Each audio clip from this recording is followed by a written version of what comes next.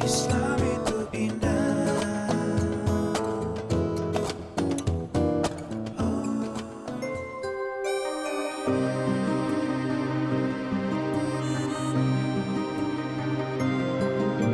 Masya Allah, ya Allah, terima kasih ya Allah, Engkau telah berikan nikmat yang luar biasa dan mengizinkan hambamu ini berziarah melihat salah satu keagunganmu dan saksi sejarah para nabi terdahulu, yaitu Masjidil Aqsa. Ya Rob, sesaat saya merasakan waktu terhenti melihat salah satu tanda kebesaran-Mu ya Allah, yang menjadi saksi perjuangan Nabi terdahulu, yang menjadi saksi perjuangan umat Islam terdahulu, dan bahkan kiblat seluruh umat muslim dunia yang pertama, yaitu Masjidil Aqsa. Semoga bukan hanya kami yang Kau berikan kesempatan untuk berziarah, tapi juga seluruh jamaah Islam itu indah bisa Kau berikan kemampuan untuk ziarah di Masjidil Aqsa. Amin ya Allah. Ini jujur ya, ini pertama kali saya sampai di sini tuh hati saya tuh benar-benar nggak bisa dibohongin ya. Ini adalah kebanggaan buat saya setelah kita bisa menginjakkan kaki di Mekah Madinah. Ini salah satu masjid yang agak sulit untuk kita datangi. Buat saya pun pribadi ini yang kedua, tapi selalu rindu pengen hadir, tidak pernah kenyang untuk hadir sini. Nah, ini perasaan kita masing-masing. Saya rasa jamaah juga punya perasaan sama dengan kami. Kebahagiaan tersendiri. Ternyata Allah memilih kita untuk hadir di tempat ini.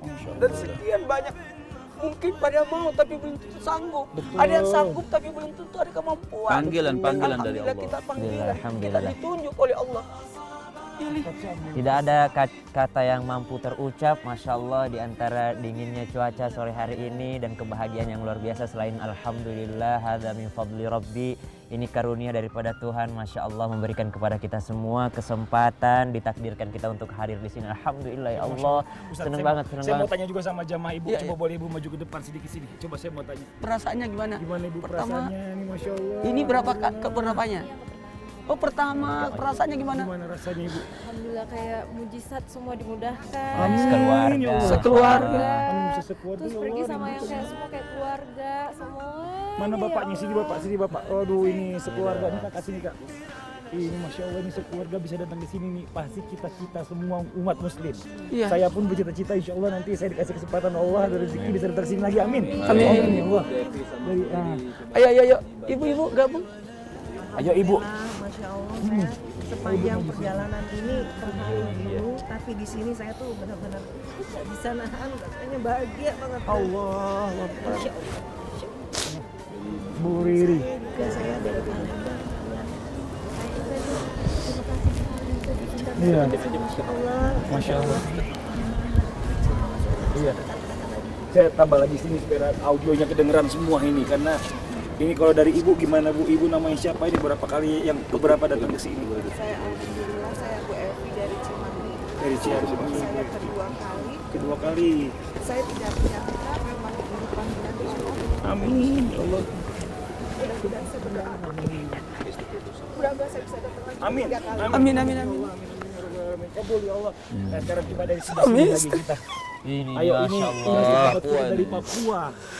Assalamualaikum warahmatullahi wabarakatuh. Kami sekeluarga dari Papua, kami berdoa, ya Allah, tambahkan rahmat dan rezeki saya dan keluarga saya dengan halal sehingga kita bisa melihat tempat ini lagi. Apa yang kita harus cari, hanya inilah jejak Rasulullah yang akan kita dapatkan dan rezeki kami, ya Allah.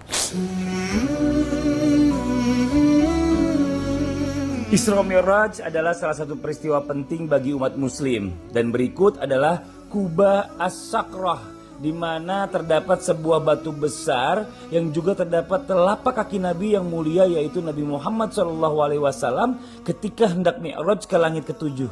Masya Allah. Ini batu tempat Nabi menginjakan langsung naik ke sama, langsung naik ke langit. Yang dalam riwayat sampai turun tangga dari langit, dari riwayat Nabi naik ke sini, ke atas, ke Sidratul Muntaha.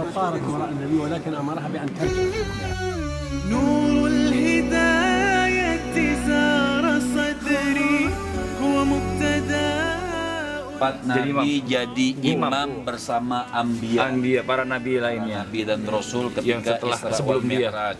Dari sini Nabi naik tempat tadi langsung ke Sidratul Muntaha. Allah, ini kita turun ke bawah nih sama-sama nih teman-teman. Masya Allah, tabarakallah, luar biasa nikmat yang Allah berikan. Kami juga bisa salat di mana dahulu Nabi Muhammad SAW memimpin salat atau mengimani para nabi terdahulu sebelum melakukan mi'raj menuju Allah.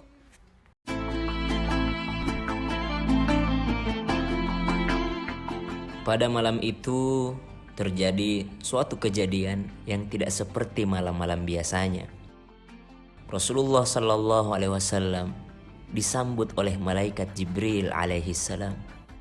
Di luar sebuah hewan yang disebut burak sudah siap membawanya menuju tempat yang telah Allah takdirkan untuknya. Burak ini membawa Rasulullah Sallallahu Alaihi Wasallam beserta dengan malaikat Jibril alaihi salam menuju Baitul Maqdis. Maka sesampainya di Baitul Maqdis atau Masjidil Aqsa, disinilah kenapa Masjidil Aqsa disebut Al-Quds, tempat yang suci. Karena ketika Rasulullah sampai di sana, ternyata burak yang dipakai oleh Rasulullah SAW ditaruh di luar, lalu diikat, kemudian Rasulullah masuk. Rasulullah masuk ke dalam masjid, hendak mengambil saf yang pertama. Ternyata di dalam masjid sudah ramai dengan orang-orang yang tidak pernah dilihat oleh Rasulullah sebelumnya. Rasulullah SAW masuk bahkan tidak dengan berjalan lurus, tapi harus berjalan menyamping. Karena masjid ini sudah ramai sekitar 124.000 orang. Maka Rasulullah memandang wajah mereka lalu bertanya kepada malaikat Jibril alaihissalam. Ya Jibril, siapa mereka? Saya tidak pernah melihat mereka sebelumnya, saya tidak mengenal mereka. Maka Jibril alaihissalam mengatakan, mereka inilah para nabi dan Rasul Allah yang sudah bersiap menunggu kedatanganmu ya Habiballah, ya Rasulullah. Maka sesampainya di sana Jibril alaihissalam langsung mengatakan, as-salata jami'ah, as-salata jami'ah, rahimakumullah. Maka dipanggilnya orang-orang ini untuk salat, bersiap untuk salat. Maka Rasulullah yang berada di belakang Jibril pun bersiap-siap untuk menjadi makmum. Akan tetapi Jibril alaihissalam mengatakan, ya Muhammad, ya Rasulullah, engkau yang menjadi imam. Maka kata Nabi, mengapa aku yang menjadi imam? Maka disinilah kita mengambil pelajaran bahwa sunnah untuk menjadi imam adalah tuan rumah. Mengapa demikian?